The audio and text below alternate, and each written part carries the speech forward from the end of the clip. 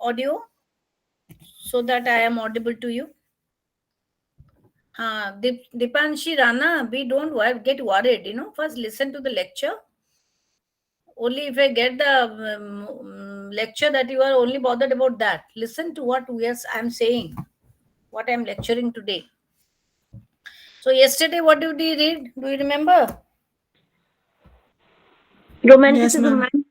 And the romantic age and about St. Coleridge and the poets. The romantic poets, ma'am. William Wordsworth and S.T. William Coleridge. Wordsworth, William Wordsworth, Wordsworth Blake, and Coleridge. Blake and and Blake William Coleridge. and Blake. Coleridge. Yeah, I just touched all this, and I also read two poems. What were the poems I read yesterday? Anyone can tell me? Just to raise The your Ancient hand. Mariners, Hmm? Daffodils, Solitary Daffodil. Reaper, Hmm? The Salted The River. chimney and sweeper. The The Chimney chimney Chimney. Sweepers. sweeper. Yeah, the Blake, William Blake. So today we'll go into detail because you have a detail thing in your course syllabus. So questions will come from that. So we have to discuss because I just touched upon these romantic poets, but today we'll go into details. Yesterday I have shared the PowerPoint presentation. To whom I shared? Uh, I remember to whom I shared. Ma'am to Sohana. Sohana. So I have requested her that she will share it amongst you because I cannot take the individual responsibility of sharing it with everyone. I'll just share it. Yes, ma'am. Yes, ma'am. She Okay. shared it. Okay, fine. So today, let me go first to William Blake. Priti, you try to contact your friends and you be in the group. I cannot help that. Okay. You ask your friend, they can share the link with you. So, William Blake. Yesterday, I just read a poem, Chimney Sweeper. And I told you that William Blake, he was uh, he was more bothered about the contemporary society of London, and he had, you can say, there are four sort of approach he followed. One was, if you read a poem, you find there are four approaches. One is the literal approach, where you just find the chimney sweeper and he talks about how he has been darkened by soot and all this.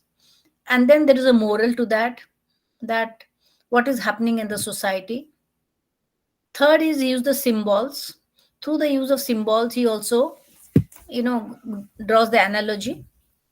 And then, becomes, he has a message to say, which is a very Christian message. He always talks of Christ. He always talks uh, of this world which has been created by God. So it has also got a very mystical, message also. So he has got four approaches. So let me today also I'll read one poem to you. So first is, what were the poetic features of William Blake?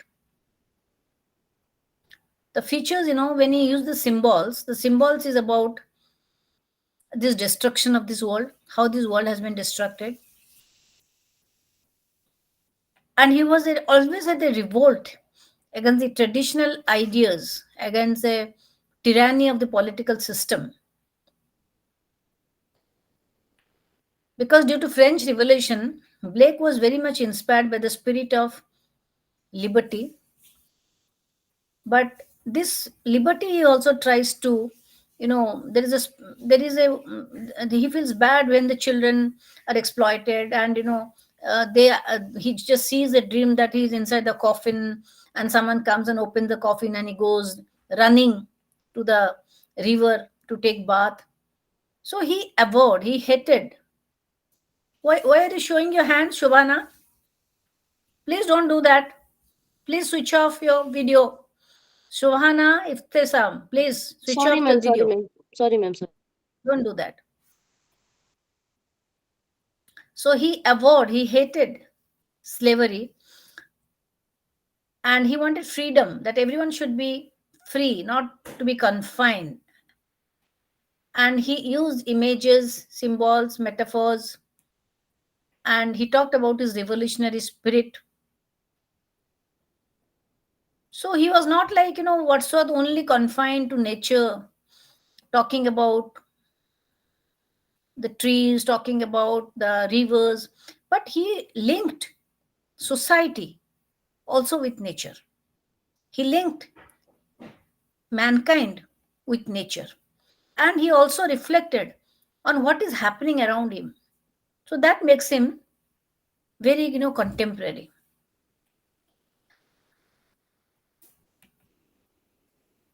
I'll recite 4 lines of Blake, which you all should quote. You should all write down. I'll tell you that. Before, let me first concentrate on his poem, then I'll tell you that.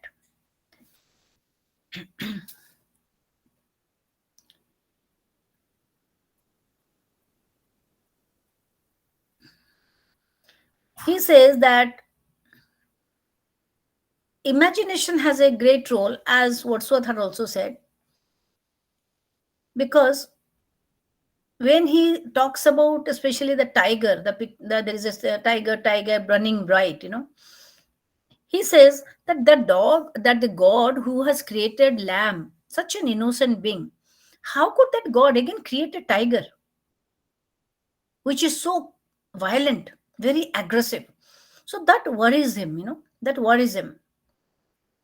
So the tiger, in the tiger poem is Blake's symbol of what the terrifying qualities of the age, because it's like a tiger.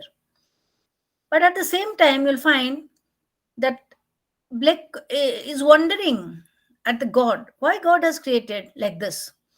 And at the same time, Blake has lots of human sympathy when you see the boy in the chimney sweeper, and also in the London, the poem he writes, London, he says, he talks about how this social injustice takes place in the city of London. So he attacks this social injustice in its various forms. So he can hear the chimney sweepers cry, the soldiers cry, and also the youth getting so, there is a harlot. Harlot means a prostitute. She is also crying at the top of her voice in London. He can hear all their pain, all their agony.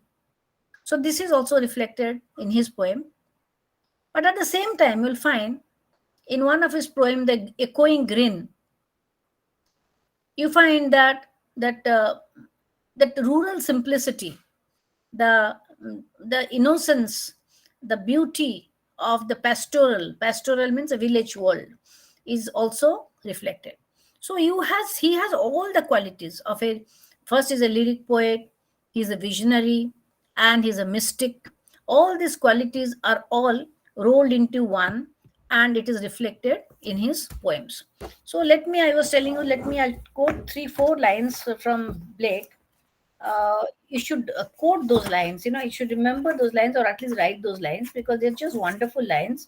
Just a minute, give me 1 minute. I'll just search for that and tell you. It is in the book. Where is Blake? Blake.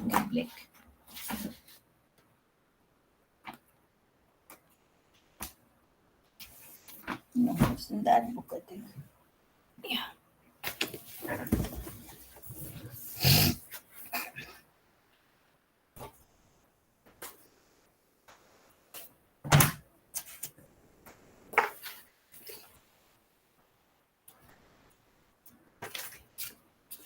Lacan. Blake. Where is Blake? Yeah, London.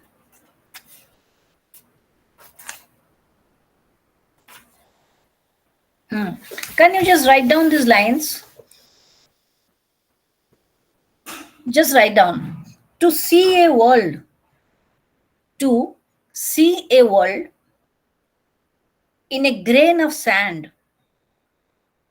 To see a world in a grain of sand. Next line. And heaven in a wildflower. To see a world in a grain of sand. And next line, and heaven in a wild flower. Next line, hold, HOLD, hold, infinity, INFINITY, hold, infinity in the palm of your hand, PALM, in the palm of your hand. And next line, eternity, and eternity, ETERNITY, eternity in an hour, in an HOUR hour.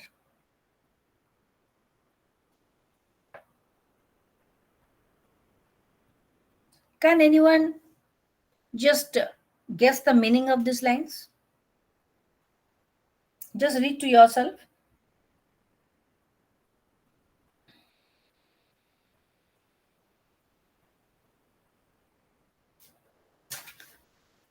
To see a world, he can see a world in a grain of sand. You have seen the sand, if you just take one small grain, to see a world in a grain of sand. And heaven in a wildflower. So he can see the heaven, the picture of heaven, through that wildflower. Hold infinity. Infinity is something, it's a very difficult word to understand. Infinity is something which you cannot think of, something which is endless. There is no limit, there is no margin. So when you look up at the sky, can you say where the sky ends? Yeah, right. Salman, you're right. Yeah, these lines are from the auguries of innocence. Yeah. So when you see the world, for example, you see the sky above, have you ever imagined where I can draw a line? The sky is limitless. It is limitless. So that is infinite. The opposite is finite, which is limited. So something which is unlimited, limitless. So this cosmos, you cannot say how many stars are there, how many galaxies are there, how many planets are there. Yes, we have discovered 9 planets, fine. We say it's 9 planets, but maybe many more would be there. Who knows? Who knows? We cannot say that. Many more galaxies may be there. So, it is a very, if you think about it, you'll go mad about it. You'll totally go mad. I mean, what a big world. You are only seeing one portion of it, maybe a fraction of it. But the entire thing, if you were the one who has created the entire thing, so you cannot imagine how vast it is, how vast, how deep it is, where it ends, where it comes from. Yeah, it is space, timeless. It is something which there's no end. There's no end to it. You just cannot think of it. So to hold infinity in the palm of your hand, when you close your hand, close your palm and try to hold that infinity. Can you hold it? So I close my palm, mutha band karo, and you try to hold that infinity. A poet can only think of it. And eternity in an hour. So can you just siege that infinity? Bring that infinity into the palm of your hand and close it? Or can in 1 hour, can you see the eternity? So this is what Blake could think of. So these are very beautiful lines. Please note these lines. To see a world in a grain of sand and heaven in a wildflower. Hold infinity in the palm of your hand and eternity in an hour. So this is from the Songs of Innocence. Duration without beginning or end. Yes. So I'll read out one more poem from the Songs of Innocence. One more poem I'll read. And it is the name of the poem. Acha, there are a few people in a waiting room waiting to be admitted. Let me tell him, please. Just wait, just wait. Just wait. I have to report to him. I don't know why they are not admitting.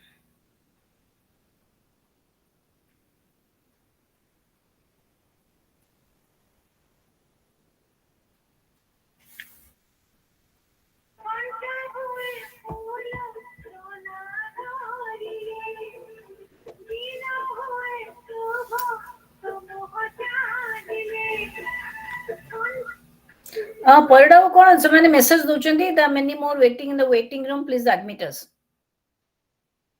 ଆପଣ enter କରନ୍ତୁ, ପିଲାମାନେ wait କରୁଛନ୍ତି। ମୁଁ ଜାଣିନି, they are sending me messages. Yes. ଆପଣ ଟିକେ watch କରନ୍ତୁ, କାହିଁକିନା ମୁଁ am getting disturbed every now and then. Right. Let me come to my just give me 1 minute.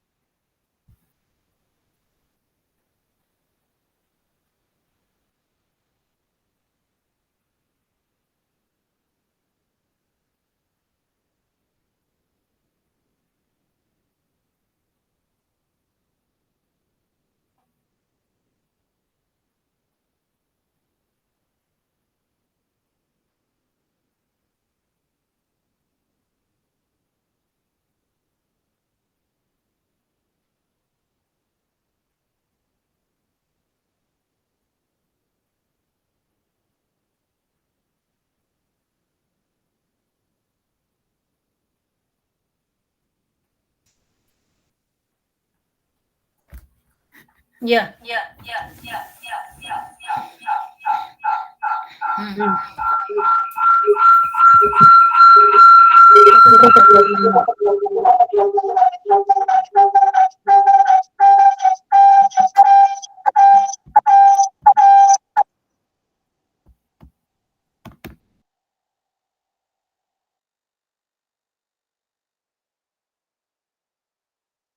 Now can you hear me? Yes, ma'am. Hello. Yes, ma'am. Yes. Yes, ma'am. Okay. Okay. So let me read out that poem.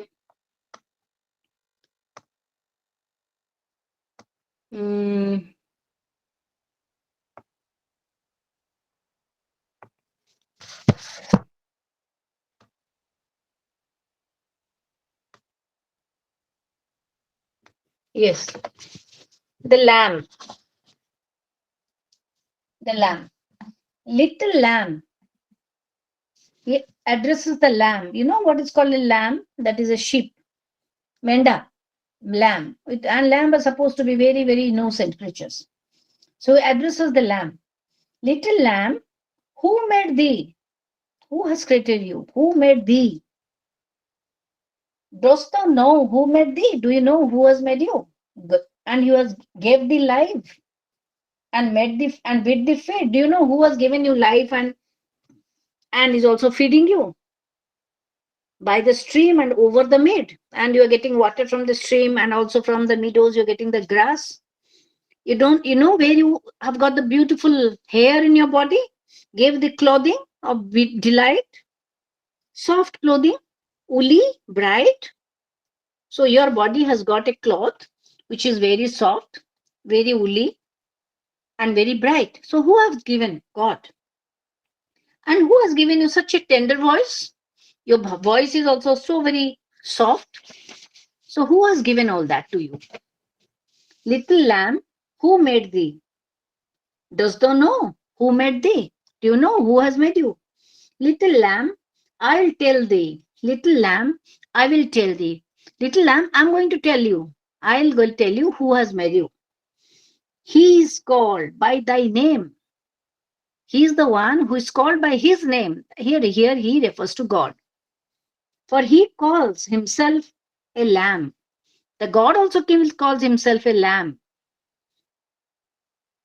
God is meek. He is meek and mild. He is also very nice, very soft, very mild. He became a little child. He is like a little child. The God is like a little child. I, a child, and though a lamb, we are called by his name. So God, God has another name. He's only in Christianity, God is addressed to as the lamb. Because when Jesus was born, you'll find that he was born in a lamb shed. There all the lambs are there, and he's born in that. As you have a cow shed, that's where the lambs stay. So he was born in the place where there are a lot of lambs. So he's also addressed as the lamb. He says that he is meek, he is mild, he became a little child. I a child and though a lamb, and I am a child and you are a lamb. We are called by his name, and the name of the Christ is also Lamb. Little lamb, God bless thee. Little lamb, God bless thee. So you are blessed because you have got this, God has got the same name as you have. So, he speaks here in the Song of Innovations, he refers to the mystery of the creation, how mysterious God can be. And in a beautiful, woolly, soft, the speaker is very small boy, very young, gentle. So there is a comparison between the child and the lamb because they share the same qualities. And he answers the question and he says, the Christ also calls himself a lamb. So you should be happy that you have got that name.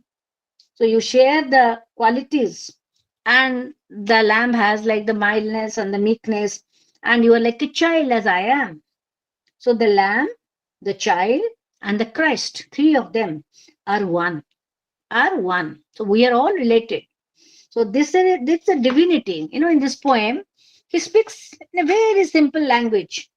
There is nothing to like you don't understand.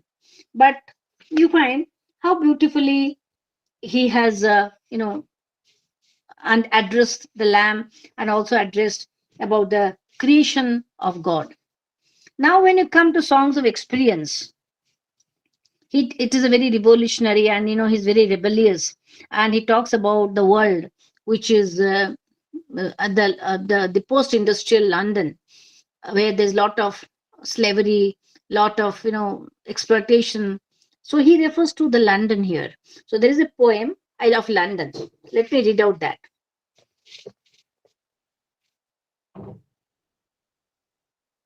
I wandered through its shattered street.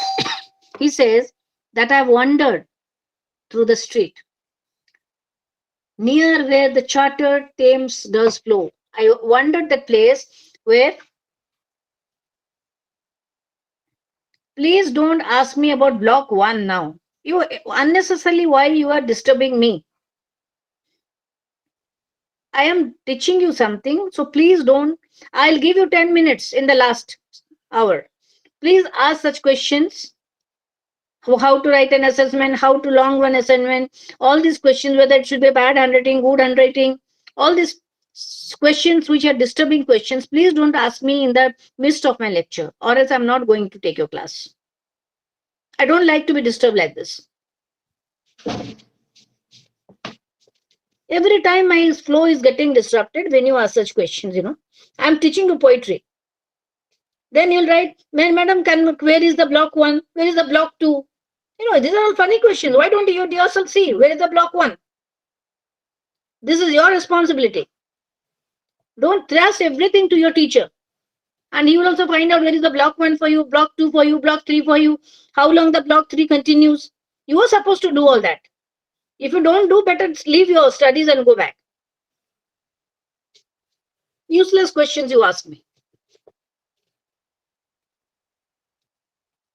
So near and mark in every face I meet, marks of weakness, marks of awe.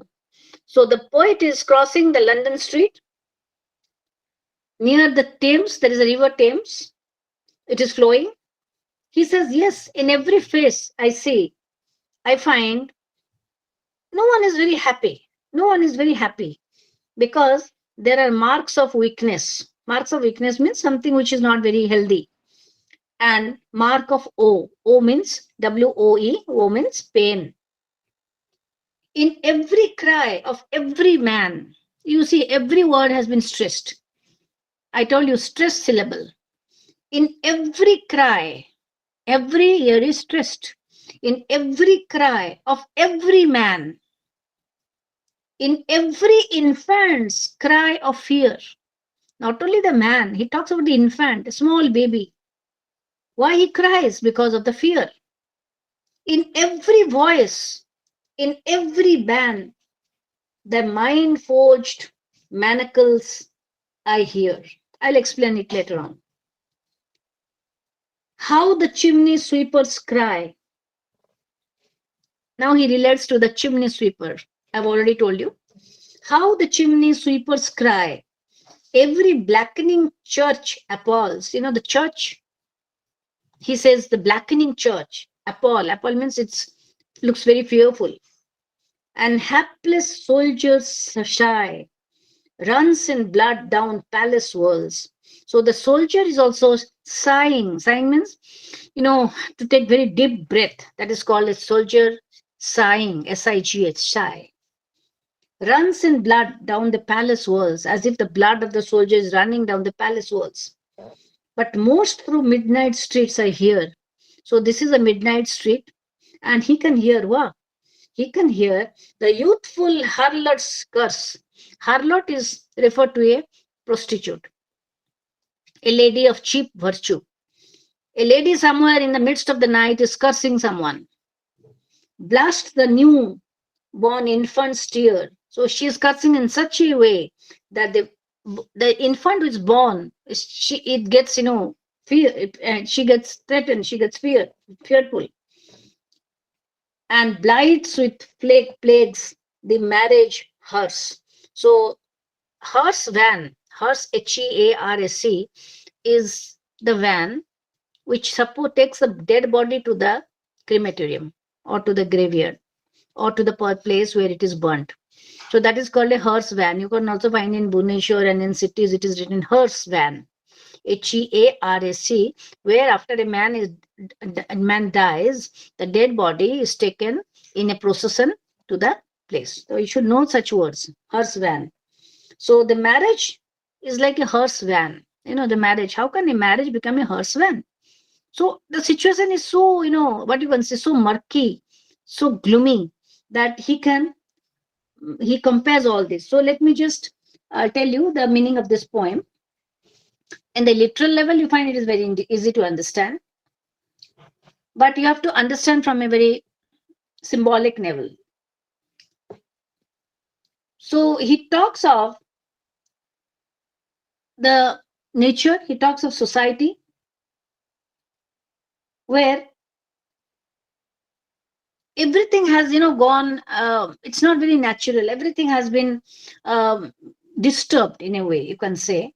Mind forged manacles means you can say that after the industrial revolution, they did all that sort of bending and all these things, the iron and steel industries, all this. So he refers to the mind forged manacles. So he says the nation is sick now. There is nothing bright. The chimney sweeper, the soldier, the prostitute are all living testimonies to the lives they're leading, and the life they're leading is not a very happy life. Okay, so Blake sees marriage as an institution here, but it is like not a marriage. It is like as if it is a hearse going. So it is not a question of a celebration, but it is a question of, it's not a happening that you see something and it become very happy, but everything is so darkened, everything is so very disturbed in society, and that in the post-industrial London, that even a marriage looks as if it is like a dead person going to the funeral. So he makes a comparison of this in the songs of experience. So this was Blake, which I gave you one example. And the next we can go is to the Wordsworth, because I have not touched Wordsworth till now. So let me touch Wordsworth now.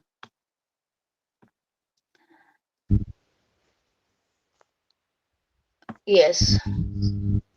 So Wordsworth, I told you, he has written very short poems. At the same time, he has written very, very long poems. And you have prelude, in your course. So today I'll discuss that prelude. It's a very long poem. So let me go very slow so that you can understand.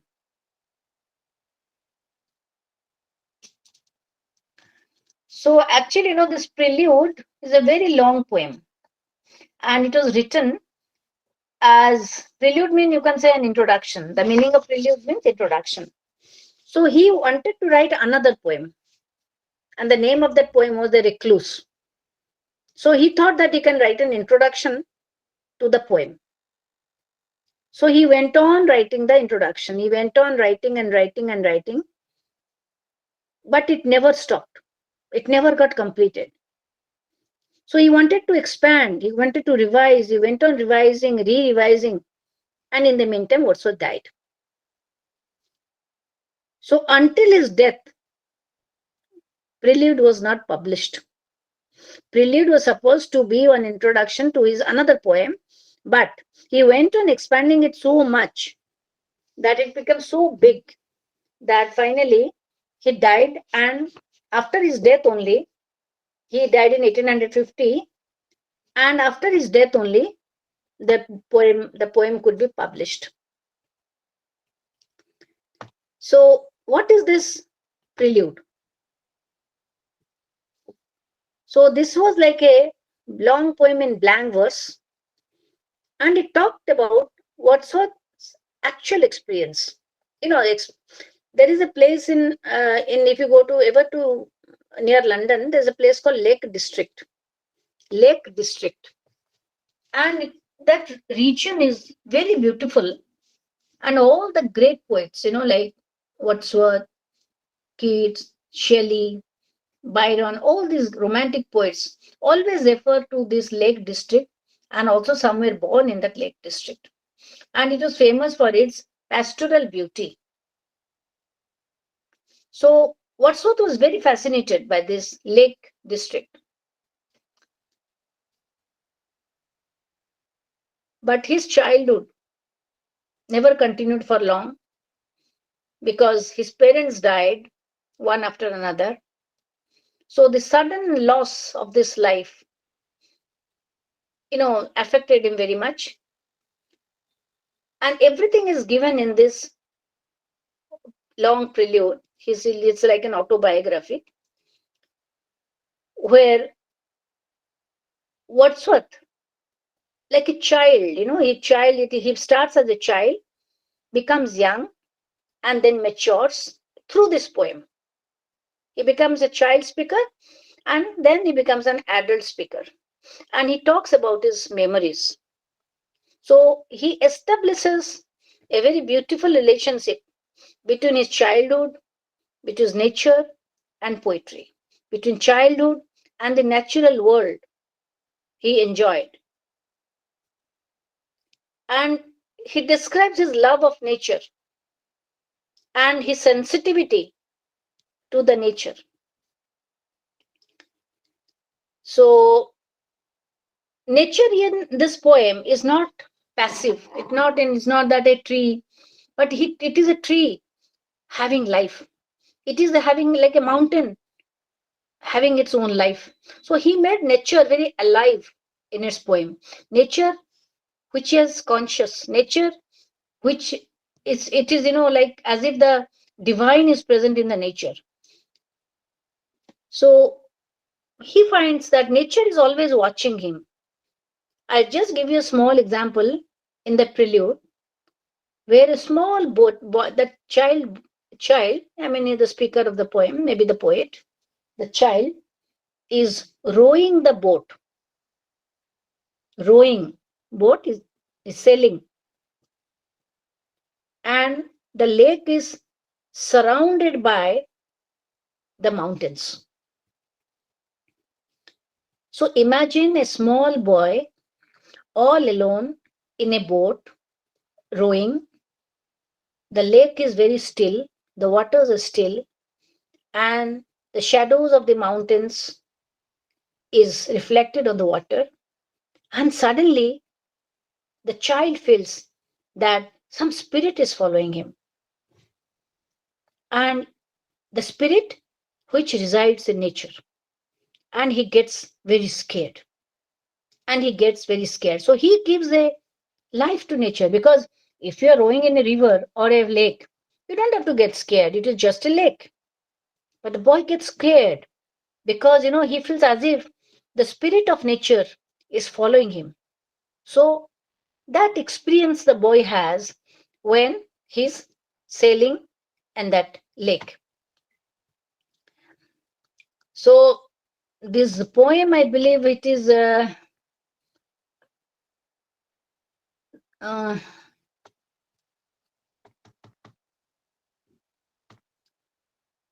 it is in 14, I think.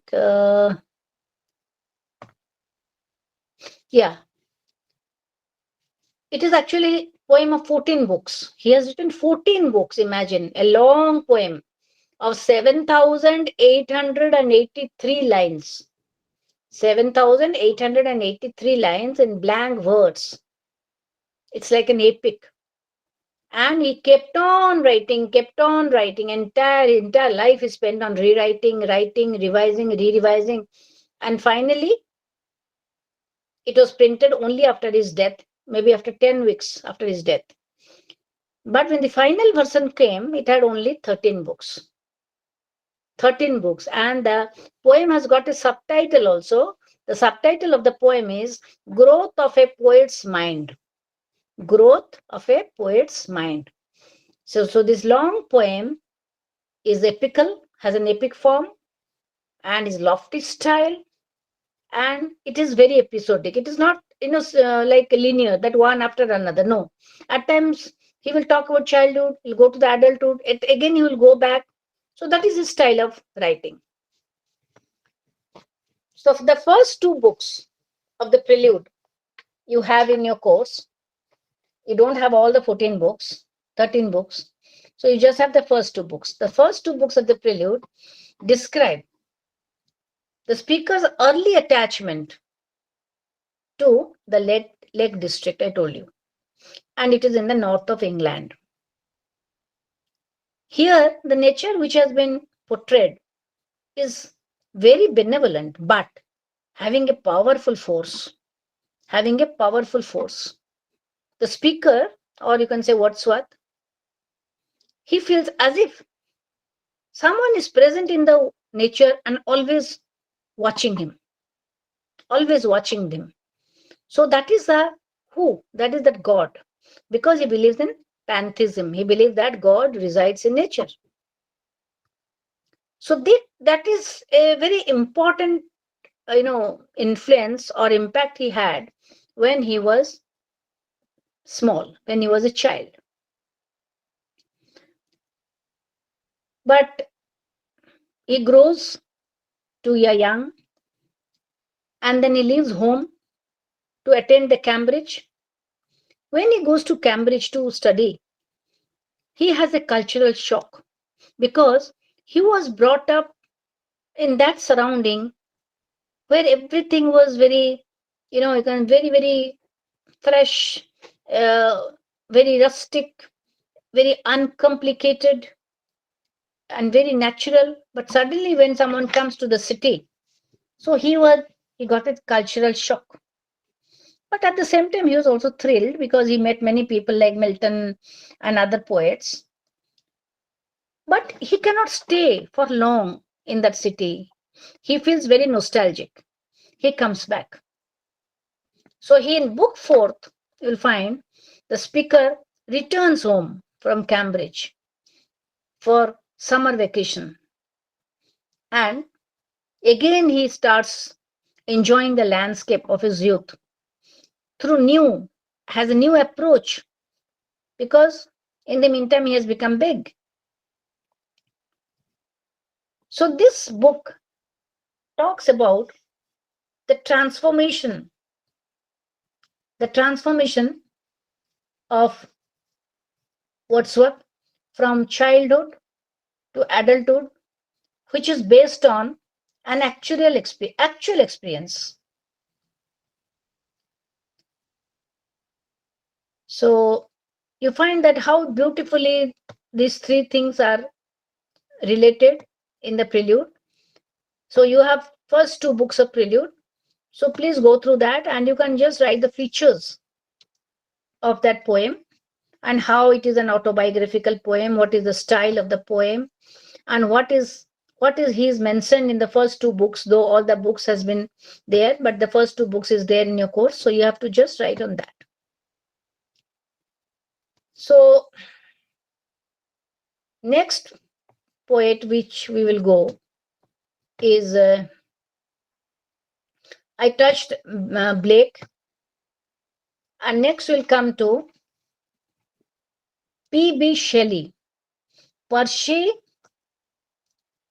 Bysshe Shelley. You can just write P.B. Shelley. Shelley. And his famous poem was Ode to the West Wind, but I don't know why it is not there in your course. They have given another poem which doesn't have had much importance, but it is there in your course. So he is another key figure, and it is there in your course. But P.B. Shelley is a very different sort of man, and he was very rebellious, not like Wordsworth, but he talked about society, he talked about individual freedom, he talked about idealism, and he talked about the social and political oppression around him. And he was inspired by the call of Voltaire and Rousseau, justice, equality, and liberty. So that sort of thing always inspired him very much. So he wanted to have a change in the society, and he fought against injustice. So the famous poet you have is Ode to a Skylark, Ode to the West Wind, but unfortunately these two poems are not there in your course. So he always envisions, he always has a wish to see a better society, having a better future. And he explores themes of liberation, redemption, fraternity, all these idealisms, you can say. And he wanted to see a world which is free from exploitation and injustice. So he could do all this through the power of his imagination, because he says the imagination is like a force, and it can transcend boundaries. It cannot be limited to anything. So you can do anything through the power of imagination. So through his writings, Shelley encouraged readers to have their creative faculties, to open up the creative faculties, to dream, to think, to envision of a world which is, which has all the ideals like sympathy, empathy, love, fraternity. But unfortunately, that due to the post-industrial effect and due to the post-wars, that happened earlier, the society had become very fractured. It has become very fractured.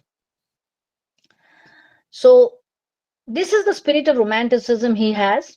But when you say romanticism, it is not only appreciation of nature, but it also has, through imagination, he can also talk of a rebellion. He can also talk hope of he can talk of his transformative society. So his works, he talks about challenging the norms. So this the power of imagination embodies the spirit of rebellion and hope he has. So the poem you have in your course is, the name is The Triumph of Life. Triumph. Triumph of Life. Triumph. What is the meaning of triumph? Can anyone tell me? What is the meaning of triumph? Victory. Yes. Victory. Yes. The triumph means victory. You should always, learn as many synonyms as possible. Then you can write better English. So if you have two more, like victorious, triumphant, rewarded, or you can say winner, there are many synonyms of triumph. So this poem was written by P.B. Shelley, Percy by Shelley. So you don't have to go into all this, just I remember P.B. Shelley. In 1822, at a villa in Italy. But it could not again be completed in Shelley's lifetime. It was the last major poem which Shelley wrote, because Shelley died of drowning. Shelley died of accidental drowning. He drowned. So it remains an unfinished work. So with minor editing, his wife, Mary Shelley, she published this poem. So Shelley was very much inspired by the French writers, French. So the Dante and Petrarch, Homer, these were the great classical writers. So Dante's Divine Comedy and Petrarch's, again another Tranfi, that was a rhyme. So he read all this, and from these writers he was inspired, and he read the same sort of metrics, the same sort of verse as these writers have written, and that was Tarza Rima.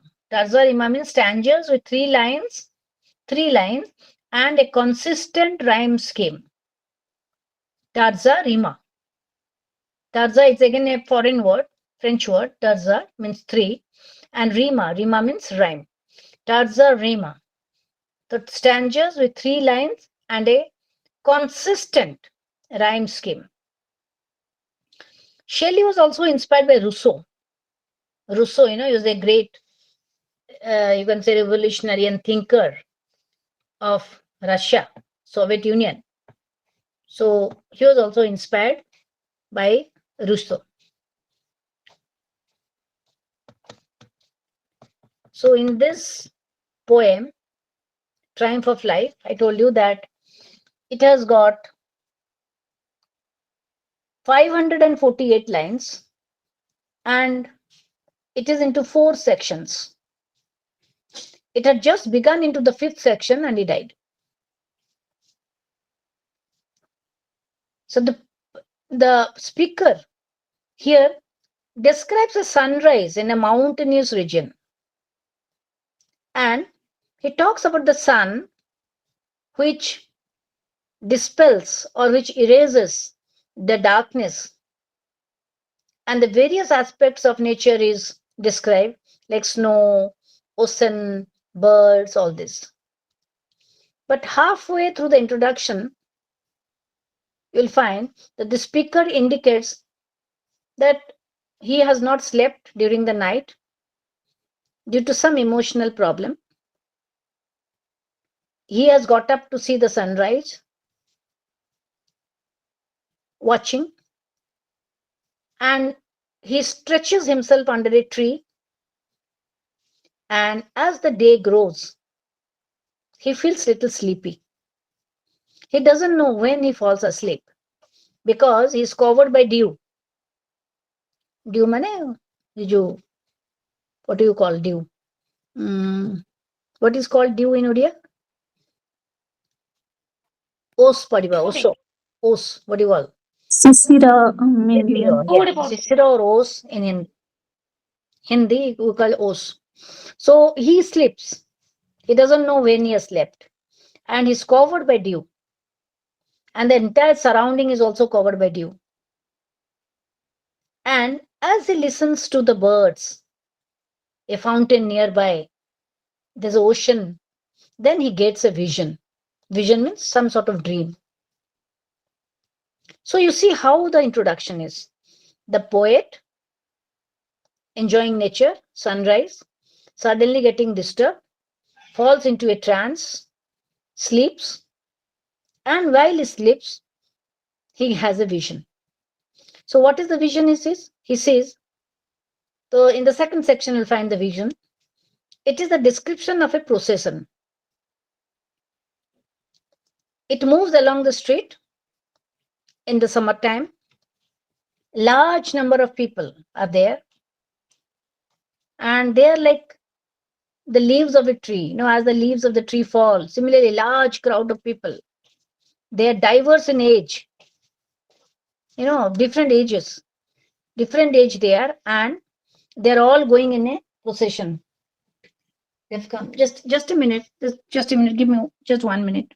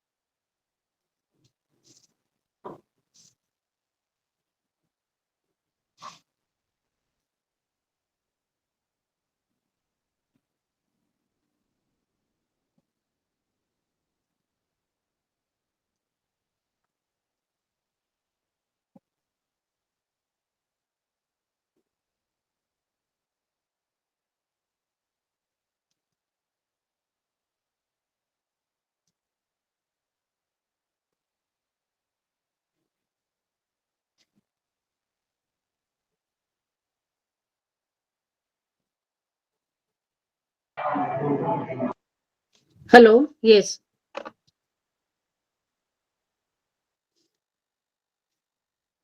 Yeah. So this he talks about a procession. You can hear me now? Yes, ma'am. Yes, Yes, ma'am. ma'am. Yes. Yes, So here ma'am. he talks about a procession because he's seeing a dream. And the procession, he finds large number of people are going. They are like shadows, and they are not going very happily.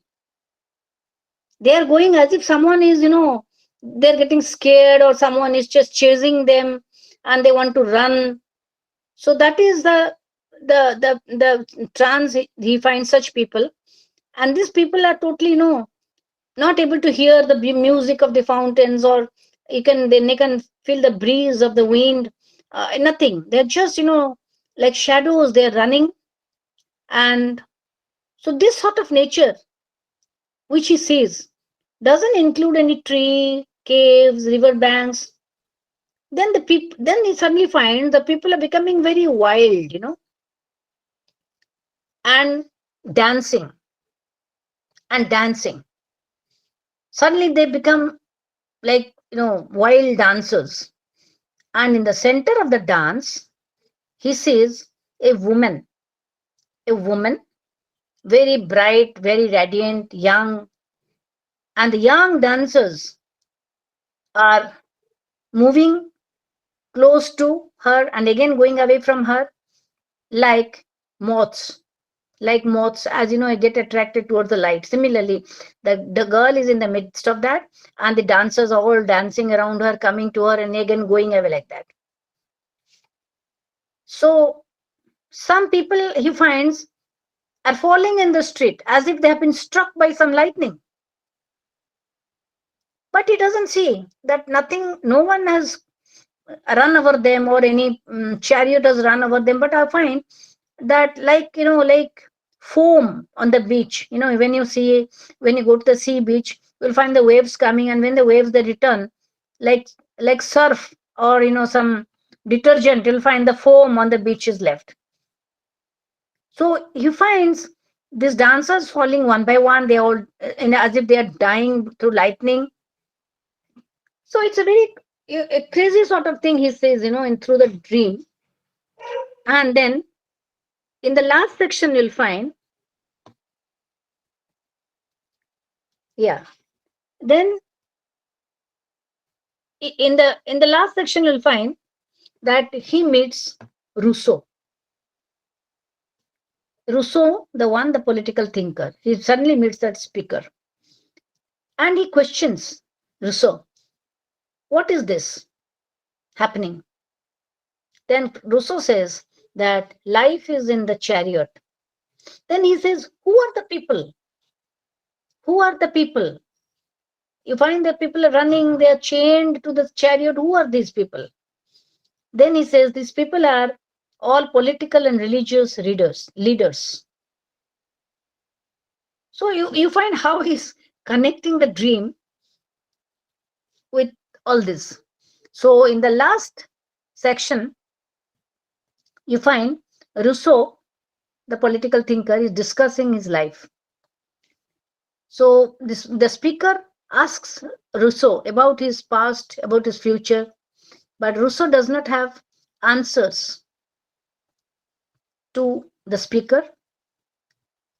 But he says that how he slept in a cave under a mountain, and how he could hear the sound of the river. And then he suddenly says that I forgot everything. Then he says that I woke up in the woods, and then near the river I saw a light coming, and this light was the sun's reflection in a well. And suddenly a woman in the light splashes the water from the well, and it creates a rainbow. She carries a glass made of crystal, which holds a drug or a medicine that will cause forgetfulness, and she walks along the river. Her light hair touches the water. Then Rousseau describes how she moves. She glides, she dances, and she compares her movement to a wind, as if it is a summer wind. And when she dances, people forget. She takes out the memories from the people. Then Rousseau asks the women about the location. He asks how he has got there and why he is there. She tells Rousseau, you take a drink, and then he drinks from a glass. So when he drinks, he has a beautiful sight. He sees has a vision. And what does he see in that? He sees Dante, the writer, who wrote about his great classics Inferno and Paradiso. He talked about Dante, the great writer who talked about love. So all this, like shadows, he sees. So Rousseau compares these phantoms around these powerful people. So these are all people going, lawyers, politicians, priests, like insects, they are all going. And they say that he has also seen this vision. And then suddenly the last section, it is incomplete. The speaker asks Rousseau, what life is? What is the meaning of life? Rousseau watches the procession and he begins to answer. His answer begins by describing those who are happy in the fold of something. There's people who are happy. Also, he talks about something, but the sentence breaks and the poem leaves and is not completed. It is left unfinished. So you will not get a head or tail out of this poem. It is like a vision. He talks about a procession, talks about people dancing. Suddenly it meets Rousseau. Then he asks Rousseau. Then Rousseau also has a dream. He tells you that dream. And while he's telling, suddenly the sentence stops. So this is the vision of Shelley, because Shelley was a little difficult writer. He's a mystic. So he, you know, in his poem, he not only talks about the entire only a dream, which is not a simple dream, but he talks about the protest of people. He talks about Rousseau. He talks about the political ideals of freedom, how these people are chained. They are aspiring for freedom. He talks about that girl, that lady who's in the middle of the crowd, and she makes everyone forget, giving the drug to everyone. So all this, it is all somehow it is like a complex thing happening because he is in a trance. He is in a trance because when you see a dream, you don't see very in a very sequential way. In one, not one after two or three, four, five, doesn't happen that way. Suddenly you find that you're somewhere, and suddenly you go back to the past. Then suddenly you see your grandmother. Then suddenly you see something. It's all like bubbles. It appears in your mind. Just there's bubbles, and it bursts, and another bubble will come up.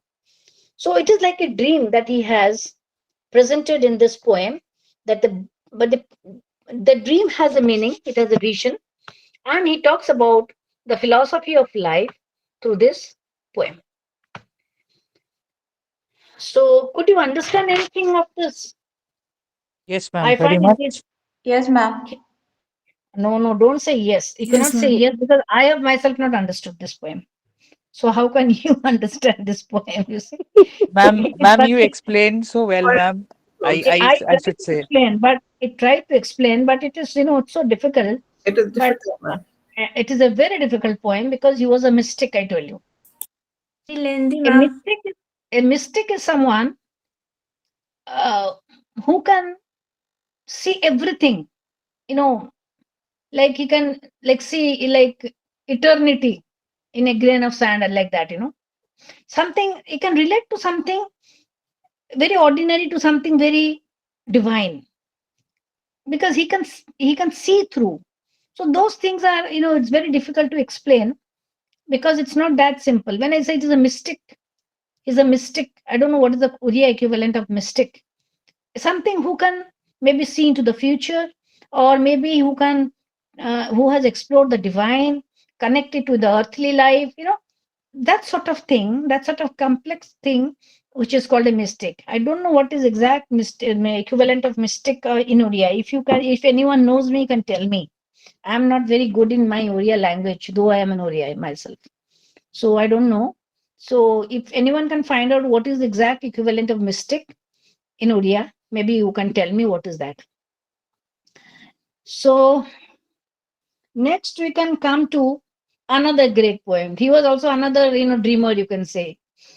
And I don't know who has prescribed all the boring poems are there in your course syllabus. I don't know. It's so interesting poems have been left out, but long poems, the boring poems are there. Maybe they want the students should read such poems, so that is the reason it is there. But it doesn't give you the taste of that. Through those poems, you'll not get the writer, the feel of the writer, because he writes it to a Schuyler, to the West Wing. Beautiful poems there, but they have not been mentioned also in your book also. So I am only focusing on that because I don't want to digress and there's no time for me, or else I could have. But if I don't explain this, when you read it, you'll find them very, very difficult. So now we'll come to Samuel Taylor Coleridge, which I had just told you about that. I just touched him yesterday. He was also a critic, not only a poet. And as a critic, he had written a book, Biographia Literaria. It is his theory of criticism, Biographia Literaria. You see, these are all not English names. It's all, you can say, what you can say, this maybe these Latin names, Biographia Okay. Literaria. So it is his theory of criticism. I had explained you, yes, the second generation of romantic poets I'm going through. So I had told you about Coleridge. I'll just touch upon that. He talked of fancy and imagination. Ma'am, can you please repeat the name of the poet, please? That critical thing which is written criticism, biographia. It is biograph, add ia to that, biographia, and literaria, literaria, literaria is theory of criticism. You just have to know that because it's not there in your course, but you should know that he is also a critic. There are two poems you have in your course. I'll touch on that only today. So he talked about fancy and imagination. One was fancy and imagination. And he says that fancy is nothing but it is some impression, it's some thing coming to your mind suddenly, and that's some impression. That is called fancy. I fancy that I am in London and taking an ice cream. That's a fancy. That is some sort of impression coming to your mind, which doesn't last long. But imagination is something different. Imagination is like it is organically connected to the thinking of your mind, and it has the power. It has the power to reveal the truth of life. So, through imagination, Wordsworth could write about Prelude. What was that? Only imagination.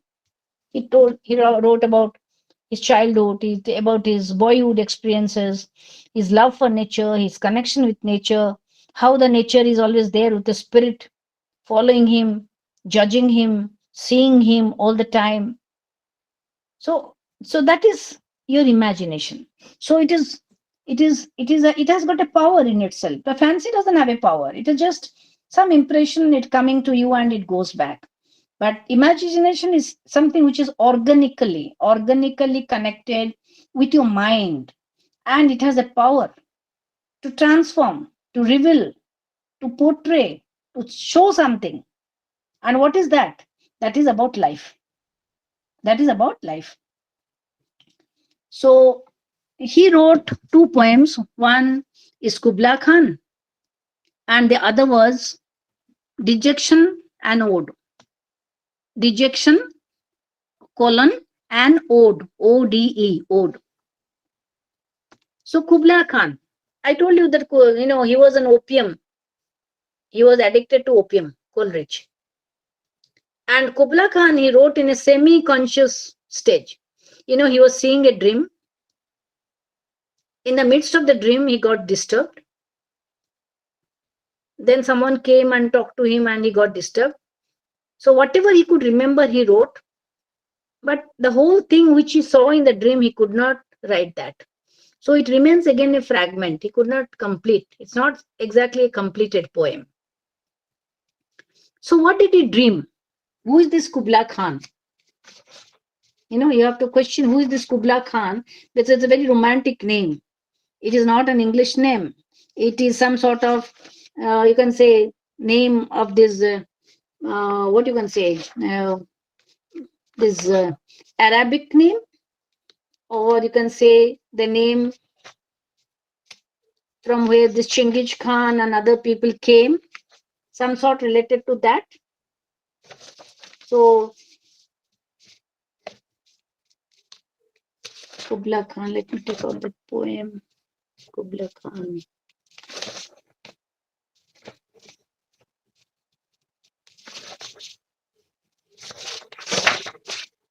I just read 4 or 5 lines from that poem, and then you'll know how it is written.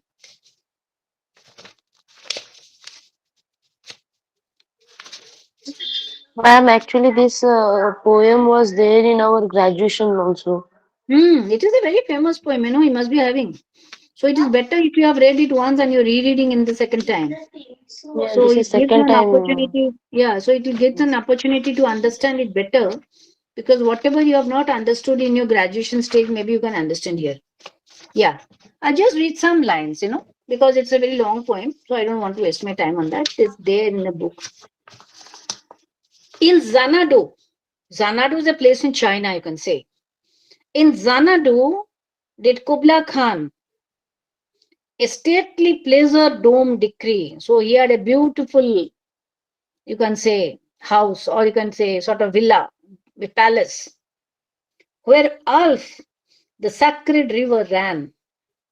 So there was a river running through caverns measureless to man, down to a sunless sea. So there is a river, and it was running through caverns. Caverns means, you can say, these some sort of, like you can say gaps you have, when the stream is flowing, it goes through some small holes, caverns, and then again it reappears.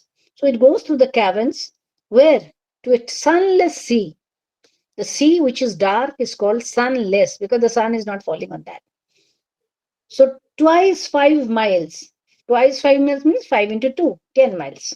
A fertile ground with walls and towers girdled round, because it is a palace. So the walls and towers are there.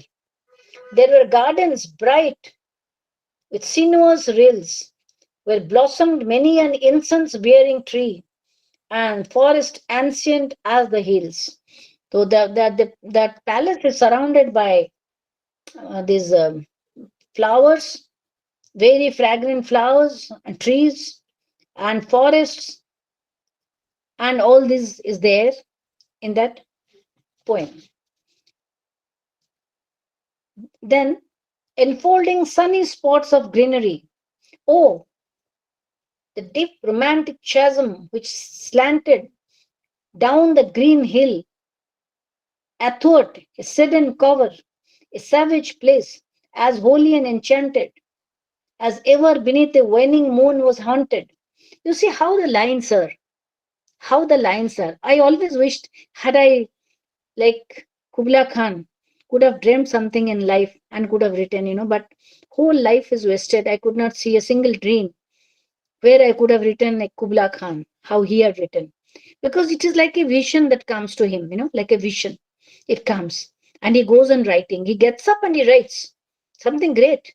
He gets up and writes this poem, but gets disturbed and the poem is not completed.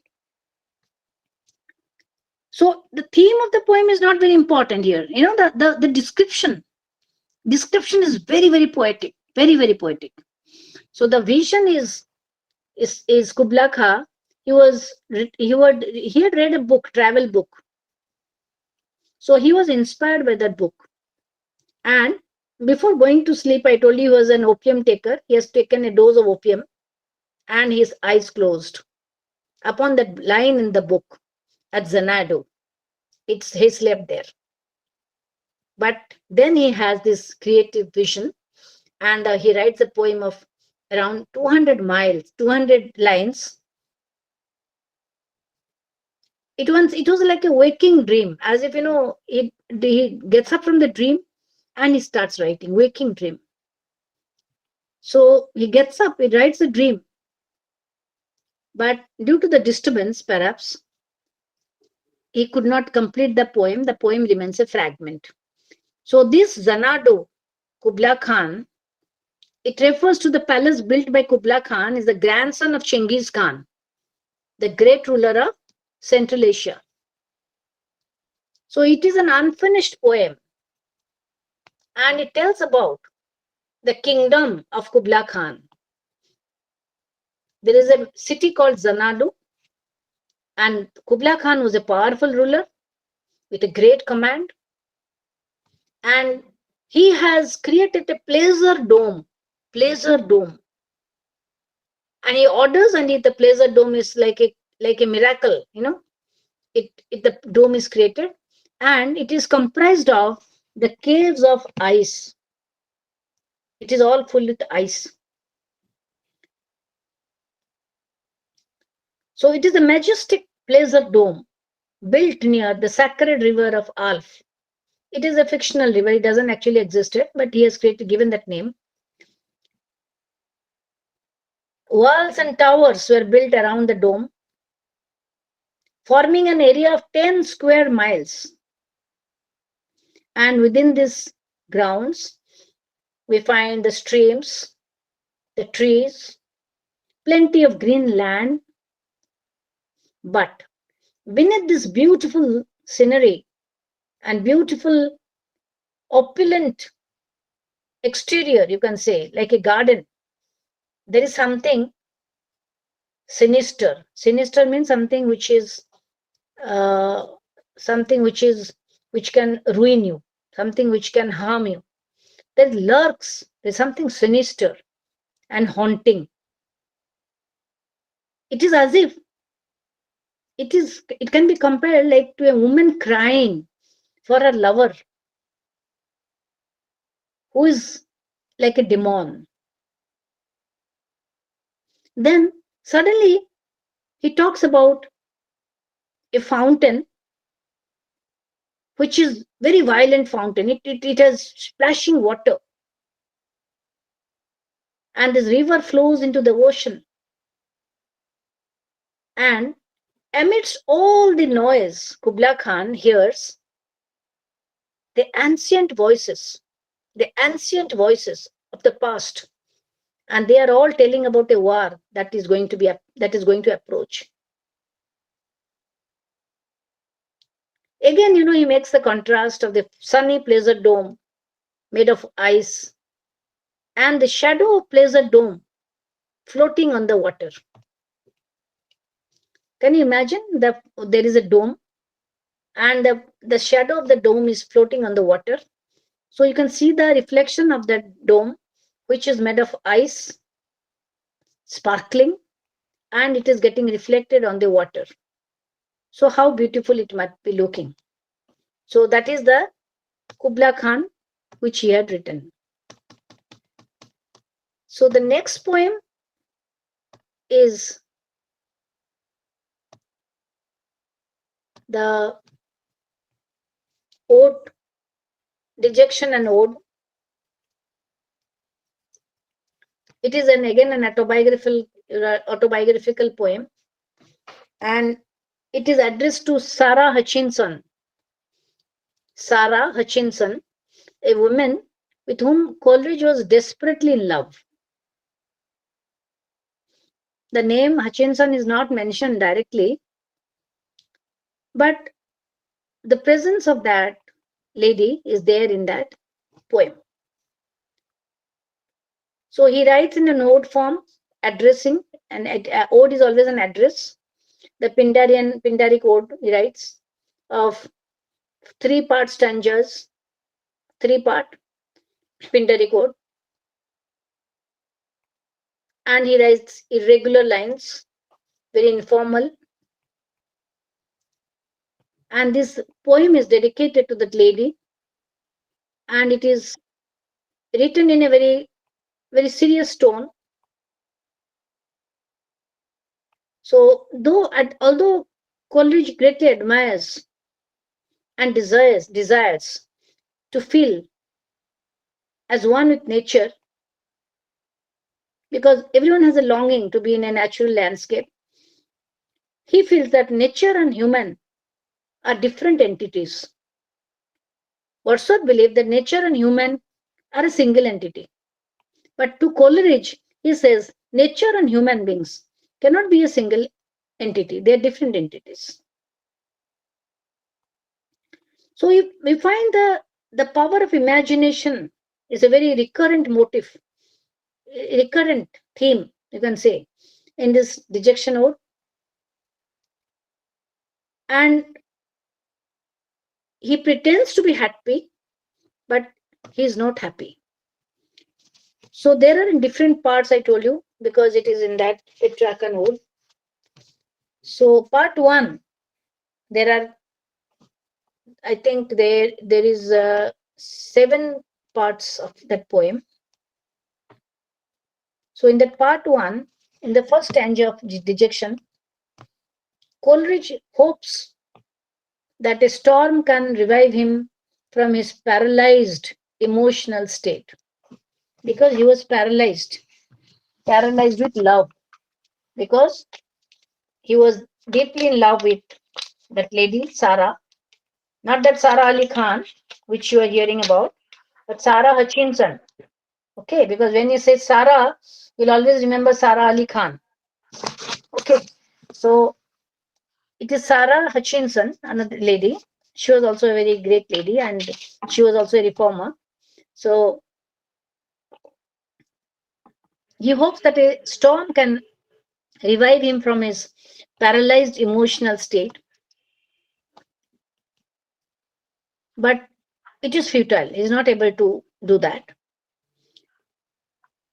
So this invocation to the deity suggests that his pain is the result of a broken heart, and signals that this poem is a conversation with this lady. He's so overwhelmed with sadness that he can only see and cannot feel the beauty of nature, because his own sadness overwhelms him. Coleridge doubts that nothing can lift the smothering weight, the weight of unhappiness from his breast. He says that gazing at the beauty of the skies is meaningless, futile. It cannot ease his pain. He says that the outward forms of nature cannot relieve him from his inner pain. It can only change his emotional state. Who can change? He himself can change, but nature cannot change. This is where he differs from Wordsworth. Wordsworth says that nature can heal. Nature has the power to heal. Nature can make you a better being. When you are unhappy, if you go to nature, then nature you feel happy. But Coleridge says that whatever be the thing, if you go on gazing at the sky also, because I am unhappy from within, as if there's a big weight on my breast. Nothing can take it off. So only I have the power to change this emotional state, not nature.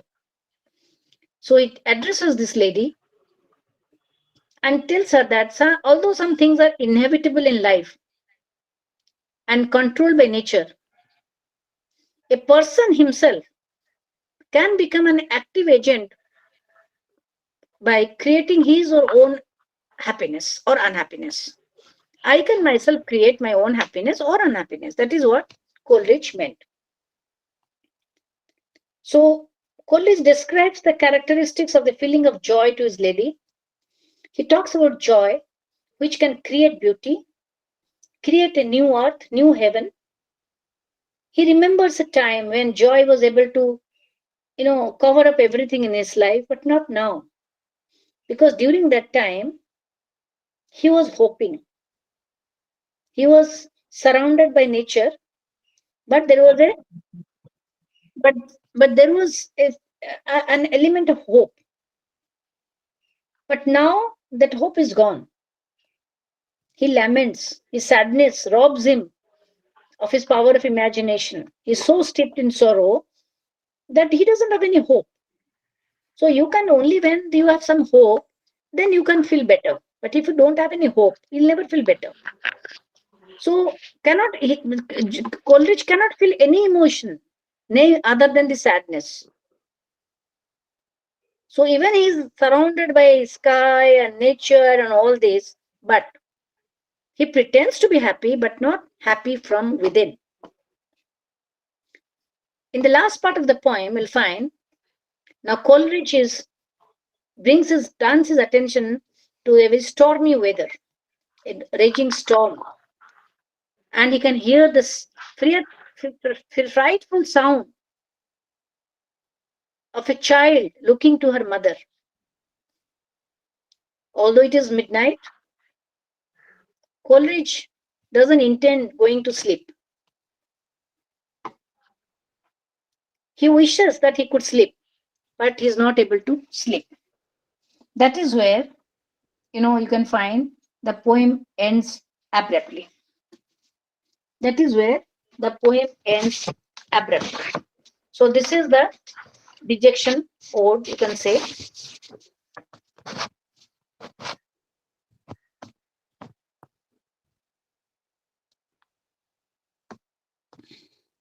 And you can say toward the end of the poem concludes the poem by wishing the lady eternal joy, because this poem is addressed to that lady, Sarah Hutchinson.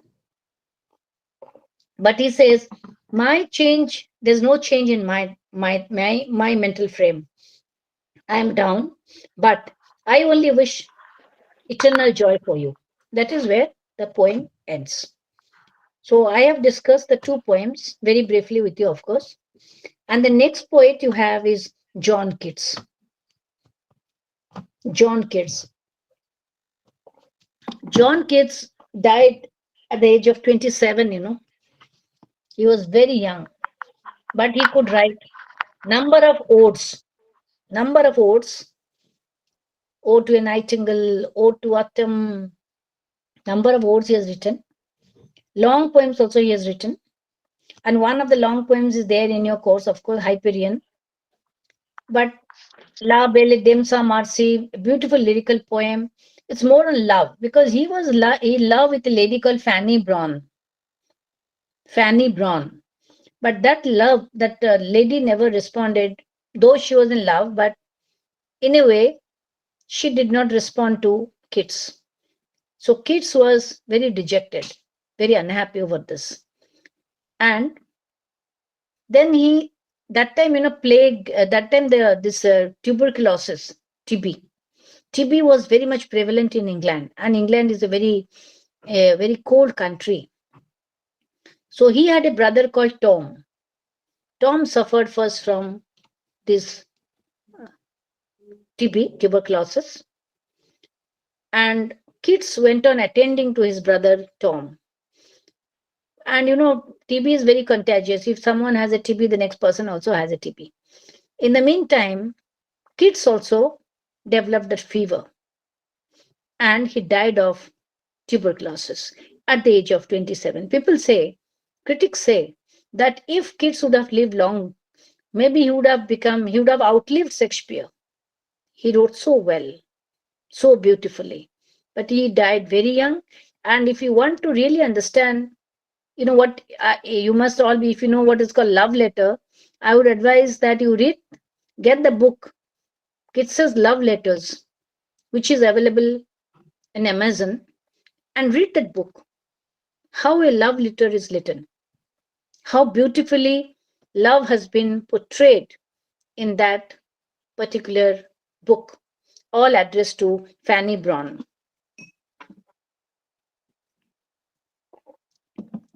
So Keats was little different from others. He was famous for his letters. He was very social by nature, but died very young. There's a lot of references to Greek mythology he makes in his poems. And you can say he's the most romantic of all the poets, because he's supposed to be a sensuous poet. Sensuous means where all the five senses, your taste, your touch, your hearing, your seeing, all the senses, gustatory, olfactory, visual, all tactile, all, you have five senses. All the senses are activated when you read his poems. And his imagination is also, in his imagination, he goes back to the past, talks about the Greeks, Middle Ages. But one thing different is that he never tried to be just to be pleasing, just to please others. He didn't try. But he wanted to participate. He wanted to participate also, to be a part of the pain, part of the suffering of others. So you find that is there. He says, a thing of beauty is a joy forever. Its loveliness increases, but it never goes into nothingness. So he says that beauty and truth, these are the two things which are eternal. What is this beauty? It is not that your face or nose or something like that, but Beauty means something, for example, in that particular ode, he writes, there's ode on a Grecian nun, he writes, there is a painting. There is a painting, and in that painting, the lover is going to kiss the beloved. But the act is not over. He has not kissed, going to kiss. So that going to kiss remains forever eternal because the act is not completed. So that is something which is beautiful, and that is something true for all ages. So that is the meaning of beauty and truth. So one which is beautiful is always truthful. One which is beauty also has the element of truth. It is universal. The song of the nightingale, it can never die. The nightingale can die, but not the song. Lata Mangeshkar has died, but not the song of Lata Mangeshkar. It is eternal. It is beauty because it has got the universal spirit of beauty. Beauty is not physical beauty, but something which is forever, eternal, lives forever. That's called beauty. So beauty is truth, truth, beauty. Similarly, the song of the nightingale, it is very painful song, but it remains melodious forever. The nature of the song never changes. The nightingale can change, nightingale can die. So the nightingale is the symbol of unlimited joy, infinite happiness. That makes it romantic. So Keats uses different types of meters, stanzas. He was a sonneteer, he wrote odes, he experimented with many things. But he never escaped from the reality of life. He never wrote about something like Coleridge, about Xanadu, and about a Kubla Khan's palace in the midst of an ocean with ice walls. All this, no. He never wrote about. He wrote about Nightingale. He wrote about the real world, the beautiful vision he has around him, and all his imagination is based on reality. He wanted to reconcile the world of imagination with the world of reality. So that is the reason one critic says that he is a true romantic, because you find in his poetry love of beauty, love of nature, love of the past, supernaturalism, emotion, and imagination. All these are beautifully blended into his poems. So beauty for him is synonymous with truth. Which is beautiful? One which is beautiful is always truthful. A thing of beauty is joy forever. So beauty is his religion. Again, he believed in supernaturalism, distant past, the something unseen. He brings that unseen into the poem also. Coleridge believed in the, only talked about the supernatural. Ancient Mariner, Dejection Ode, Kubla Khan, something which is always supernatural. He deals, Keats of course deals with supernatural, but supernatural which is based on a real world. And he can see beauty in the ordinary things of life, in the sky, in the clouds, in the flowers, in the stream. And he loved each thing because he said that all these are a part of the universal beauty, and universal beauty is infinite. So while he's hearing the song of the nightingale, he says that from this world, from this earthly world, I go to another world, and that is the world of eternity. So it has a transformative power. It has a transformative power. The nightingale's song has got a transformative power. So this is what he writes in his poems. So you have got a poem again in this poem. I did say, I don't know, all these beautiful odes are not there, but you have got a poem called Hyperion. And I think tomorrow, maybe in the class, I can discuss, because I've talked about a lot of poems and I'm Yeah. little Ma'am, now. tomorrow there is no class. Means in the chat there is Saturday and Sunday off. Okay, then it is fine. I can get some rest. Yeah, ma'am. The next class is on Monday. What was the date? 21. 22. 22nd, ma'am. 21st, I believe. 21st. 22nd, ma'am. Oh, I 22nd. have got only one class left. No, ma'am. Yes, ma'am. 22nd. You have to take 8 periods, ma'am. I have already, I think 2 days are left, no? For Yes, me. ma'am. Yes, 2 days. ma'am. 2 days left. Yes, Monday, ma'am. Tuesday. Yes, No, ma'am. ma'am. 3 days Ma'am, left. Sunday Just and 5. Saturday. Hmm? No, not 3 days. No, Ma'am. not 3 days. 3 days. 8 No, periods you have and 6 period completed. 2 I have periods already left. completed 6 today. No, I have 2 left now.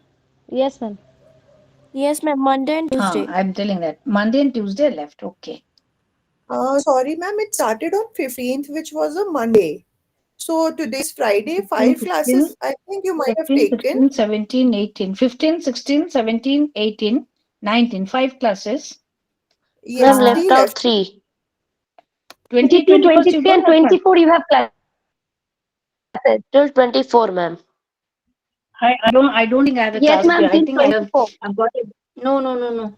I think I have a class till Yes. 22nd. I have to check because I'd seen the No, ma'am. routine. Ma'am, you have 8 periods to do. Yeah, 8 periods I have, of course, but I don't think it is because I have got this schedule which they have given me because I am flying Yes. to Guwahati on 24th.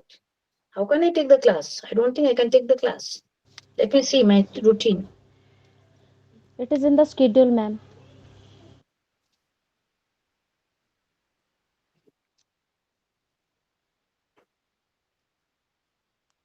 What is in the schedule? Let me see. Actually, the Saturday and Sunday both are holidays. So for that reason, it might be 22, 23, and 24th. No, but holidays, don't you have classes? No, ma'am, it is Yes. not. No, ma'am. There is no. No, No ma'am. class. Here No, is ma'am. written that 22, 23, and 24 you have class. British poetry. 22, 23, 24. Ma'am, Yes, every As your month, name also mentioned. every yes, ma'am. Saturday and Sunday there will be no class, ma'am. Yes, ma'am. So I have to check with him. Let me check because I had an idea that I don't know. Or let me check. Acha, I've got it here. MEG-1, 15. MEG-1, 15 to 24. Right. Mm-hmm. Acha, I had misinterpreted then. I don't think I can take the class of 24. I won't be there. I don't think. Ma'am, if it suits you, you can change the timings as per your convenience. But Saturday and Sunday, you're all busy, no? So if I would have come taken a class on Sunday, I could have gone Sunday. faster. Ma'am, we can speak about it If on on our WhatsApp group, and then Sohana can let you know if all are available to take a class on Sunday, if that Yeah, suits you. if you're available on a Sunday, then I can jolly well take the class on the Sunday, and then I can inform them that I'm taking the class on Sunday because on 24th I won't be there. Actually, Yes, I ma'am. think Yes, ma'am. Yes, ma'am. it was Sunday fine. is better, ma'am. If you are all free, I have no problem. Ma'am, we Yes, can ma'am. We ask have time. about the same thing on our WhatsApp group if everybody is Yeah, comfortable with that. please do ask. And if everyone is available on a Sunday, then you can tell me, madam, tomorrow Sunday we are free, and I can take the class again from say 2 to 3, 3 to 4, which are maybe same thing, same timing is better, or else Same again we timings can. will work. Yes, Yeah, rightly. 2 to 3 we Actually, can do. ma'am, I have some work. If It recorded puts our version is available, anguita. so Yeah, Sunday I have some work. So if recorded version is available, Sunday class. you have got some work. Yes, ma'am. No, only for Ma'am, one person we cannot compromise because I will not be there. So No, ma'am. yeah, tell If you me. want, you can take. So, but I want you recorded that class. Ma'am, most of us can be free, I think, See, because I am not Sunday. recording my own lecture. They are recording the lecture, so that is up to them. They'll give you. I so told you the Sunday. Ma'am, logistics part they is are not not taken care of. providing the link how to access these recordings. No, that in that I have nothing to say. Let me tell you. I can only share the PowerPoint presentations which I have. That again I'll share it with that girl and she can share it. But about how they will send it, because that is the job of the center, you tell me. I have no role in that. I've already explained you. So you can write a mail to them that we are not getting the link, so we can get a link of that. Excuse me, ma'am. Okay, Ma'am, you can, yeah. if everyone is free tomorrow, so tomorrow can you take the class or not? Tomorrow, okay, I don't mind if everybody Okay. give me a definite yes, either on Saturday or Tomorrow is Sunday. fine, I ma'am. have to accordingly prepare, you know. Yes, sure, ma'am. With by evening or to 4 to 5, now 4. Okay. Or by 6 o'clock also let me know, no problem. Okay. By 6 o'clock let me know that Okay. tomorrow you are already. I think Saturday is a better concept because Sunday Yes. everyone wants to enjoy. Yes. Yes. Saturday is better because Sunday, people have like someone going to the beauty parlor, someone going to the market, someone going to this place, that place. It happens, or someone want to eat some meat, mutton, whatever it is. So it's a day of relaxation. Actually, Ma'am, ma'am. It will be easy. Ma'am, So actually, will let you know today. Okay, you please let me know. So yes. tomorrow mentally I'm prepared. So Yes. if you are letting me know, then I can take the class. Okay. Okay, fine, So ma'am. I can shift the 24th class to tomorrow. Okay. Thank you, ma'am. We will inform you till within 2 hours. Okay. Okay. And Thank you. then I can share also in the evening, I'll share my PowerPoint presentation. Okay? Yes, sure, ma'am. Thank you, ma'am. Okay. Okay. Thank you, Okay. ma'am. Thank you, Okay. ma'am. Thank you, ma'am. Okay. Thank you, ma'am. Thank you, ma'am.